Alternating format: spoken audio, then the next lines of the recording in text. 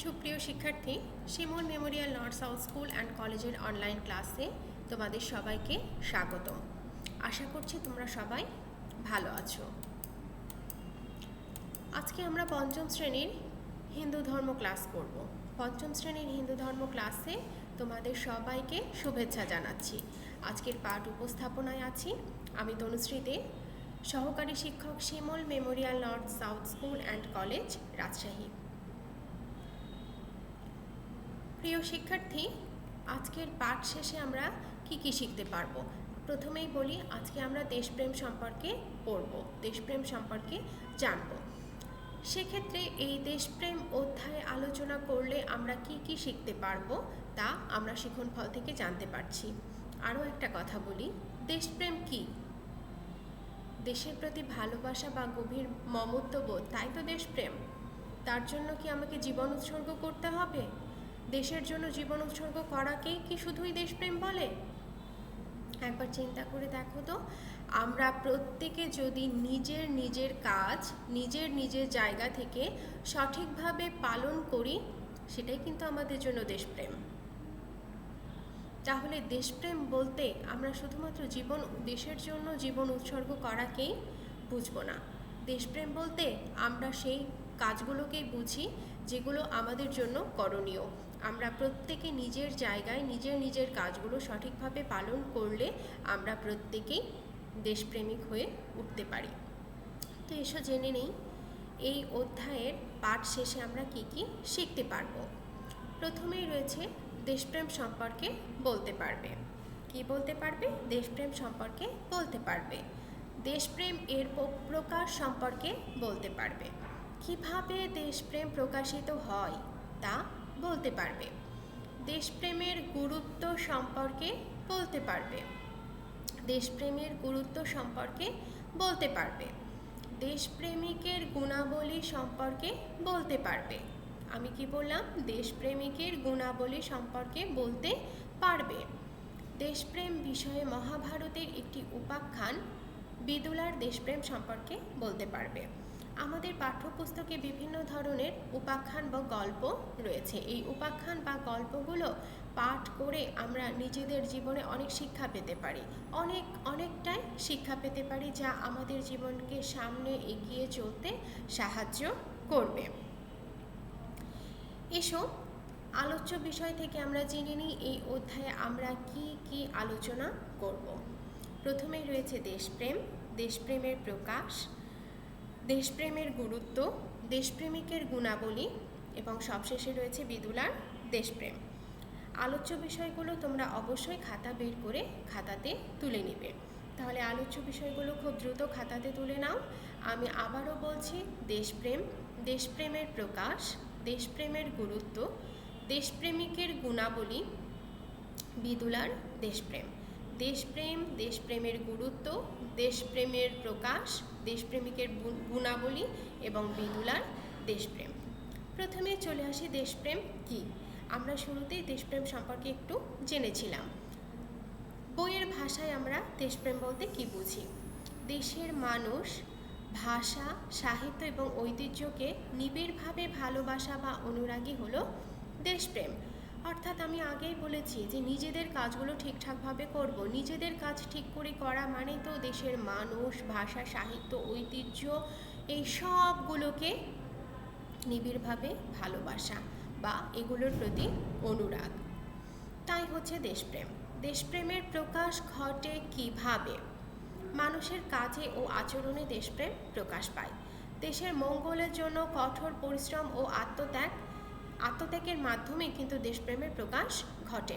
মানুষের কাজের এবং আচরণের মাধ্যমে মূলত দেশপ্রেম বহিঃপ্রকাশ পায়।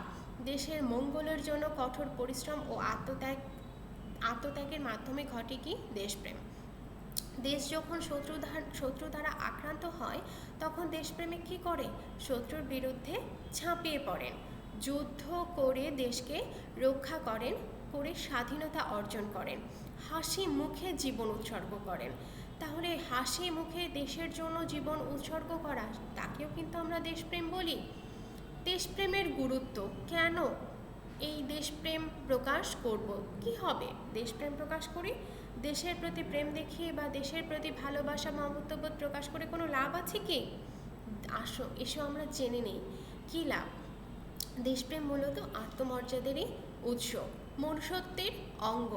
দেশপ্রেম মানুষকে স্বার্থপরতা, সাম্প্রদায়িকতা, গোষ্ঠীগত সংকীর্ণতা, রাজনৈতিক মতাদর্শ, ভেদাভেদ থেকে মুক্ত হতে সাহায্য করে। ভাষাগুলো একটু জটিল মনে হচ্ছে, সেজন্য কী করতে হবে, এই ভাষাগুলোকে খাতাতে লিখে একটু মুখস্থ করতে হবে, তাহলে আমাদের ভাষাগত দক্ষতা অনেকটাই বাড়বে। তাহলে স্বার্থপরতা কি? স্বার্থপরতা মানে কি? এই নিজের সব কিছু ভালো বুঝবো, অন্যের কোনো কিছু দেখবো না, অন্যের কোনো কিছুকে মানবো না, বুঝবো না, নিজের ভালোটাই দেখবো সবসময়, এই ধরনের আচরণ কি? স্বার্থপর আচরণ। তাহলে যখন একজন দেশপ্রেমের প্রকাশ ঘটাবে, তার মধ্যে কিন্তু এই স্বার্থপর আচরণ প্রকাশ পাবে না। সাম্প্রদায়িকতা, হিন্দু ধর্ম, ইসলাম ধর্ম, বৌদ্ধ ধর্ম, খ্রিস্টান ধর্ম, কোন জাতি উচ্চ, কোন জাতি নিম্ন, এরকম কোনো ভেদাভেদ থাকবে না। গোষ্ঠীগত সংকীর্ণতা থাকবে না, অর্থাৎ সব গোষ্ঠীর মানুষ একই রকম, সবার উপরে মানুষ সত্য, তাহার উপরে নাই। রাজনৈতিক মতাদর্শগত ভেদাভেদ, এই যে রাজনৈতিক যেই কাজগুলো হয়ে থাকে, এর ক্ষেত্রে কোনো ভেদাভেদ থাকবে না, যে ভালো বা উচ্চপদস্থ কর্মকর্তারা সুযোগ বেশি পাবে আর নিম্ন শ্রেণীর মানুষ সুযোগ সুবিধা থেকে বঞ্চিত হবে, এই রকম কোনো কিছু সাধারণত থাকে না। এই আচরণগুলো কখন প্রকাশিত হয়? যখন প্রত্যেকে দেশের প্রতি দেশপ্রেম প্রকাশ করবে। জাতি ধর্ম নির্বিশেষে সকলকে এক চেতনায় এক প্রাণ হয়ে কাজ করতে উদ্বুদ্ধ করে। দেশপ্রেম মানুষের আবেগ,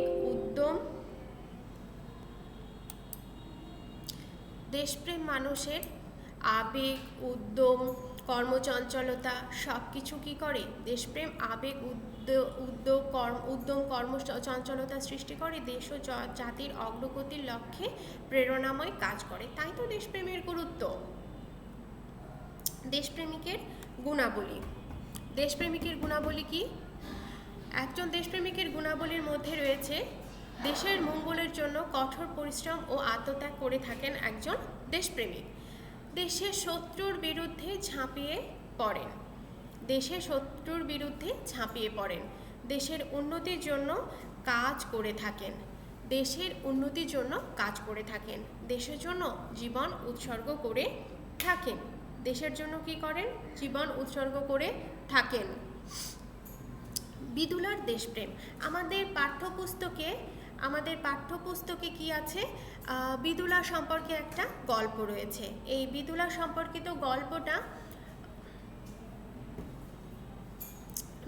সম্পর্কিত গল্পটা এখন আমরা বলবো।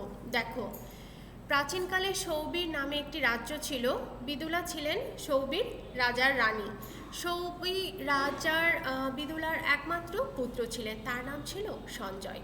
সঞ্জয় যখন যুবক, তখন হঠাৎ সৌবী রাজা মারা যান। সময় সুযোগ বুঝে সিন্ধু দেশের রাজা সৌবীর রাজ্য আক্রমণ করেন। পার্শ্ববর্তী দেশ ছিল সিন্ধু, সেই সিন্ধু দেশের রাজা কি করেছিল? সৌবীর আক্রমণ করেছিল। রাজ্য হারিয়ে শুয়ে আছেন সঞ্জয়। তখন হারানো রাজ্য পুনরুদ্ধারের জন্য কিছুতেই সঞ্জয় চেষ্টা করছেন না। রানী বিদুলা এই পরাধীনতা কিছুতেই মেনে নিতে পারছেন না, সহ্য করতে পারছেন না এই হার। তিনি পুত্র সঞ্জয়কে ডেকে যুদ্ধের জন্য প্রস্তুতি নিতে উৎসাহ দিলেন। সঞ্জয়কে তিনি ভর্ৎসনা করে বললেন, মনে হচ্ছে তুমি আমার পুত্রই নও। তুমি তোমার পিতা সৌবীর রাজার কথা স্মরণ করো, কি তেজ আর সাহস ছিল তার। তিনি কিছুতেই এই পরাধীনতা মেনে নিতে পারছেন না। তার পুত্রকে তিনি বলছেন যুদ্ধের জন্য প্রস্তুতি নিতে। তারপর কি ঘটনা ঘটলো? সঞ্জয় বলে, আমি যদি যুদ্ধে মারা যাই তাহলে সমস্ত পৃথিবী কি তোমার হবে মা? বিদুলা জ্বলে উঠলেন আরও।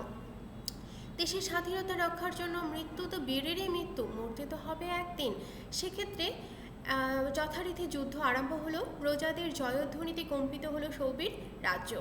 অভিনন্দন জানালো সকলে সঞ্জয়কে, কেননা যুদ্ধে জয়লাভ করলো সঞ্জয়। বিদুলা বিদুলা এমনভাবে দেশপ্রেম প্রকাশ করেছিল, তার ছেলের ইচ্ছা, নিজের ইচ্ছাকে তার ছেলেকে বললেন এবং তার ছেলে যুদ্ধ জয়ের মাধ্যমে বিদুলার দেশপ্রেমের বহিঃপ্রকাশ ঘটালো, সাথে নিজেও দেশপ্রেমিকের পরিচয় দিল। এই পাঠ শেষে আমরা কিছু মূল্যায়ন প্রশ্নের উত্তর দেখি পারি কিনা। বিদুলা কে ছিলেন? বিদুলা ছিলেন সৌবীর রানী। রানী বিদুলা পুত্রকে ভর্ৎসনা করলেন কেন? যখন তার রাজ্য চলে গেল তখন তার একমাত্র পুত্র সঞ্জয় যুদ্ধের জন্য কোনো প্রস্তুতি নিলেন না, এই পরাধীনতাকে মেনে নিয়েছিল, সেজন্য বিদুলা কি করলো? তার পুত্রকে ভর্ৎসনা করলো। দেশপ্রেমিক কে? রানী বিদুলা কিন্তু একজন দেশপ্রেমিক ছিলেন, তার দেশের প্রতি গভীর মমত্ববোধ বা ভালোবাসা প্রকাশ পেয়েছিল। দেশপ্রেম কিসের উৎস? অবশ্যই আত্মত্যাগের উৎস। দেশপ্রেম আত্মত্যাগের উৎস। আগামী দিন তোমাদের টপলেস হবে দেশপ্রেম অধ্যায়ের উপর। আশা করছি এই আলোচিত অংশটুকু খুব সুন্দরভাবে তোমরা পাঠ করবে এবং পরবর্তী ক্লাসের আমন্ত্রণ জানিয়ে আজকের ক্লাস এখানেই শেষ করছি। সবাইকে ধন্যবাদ, ভালো থেকো।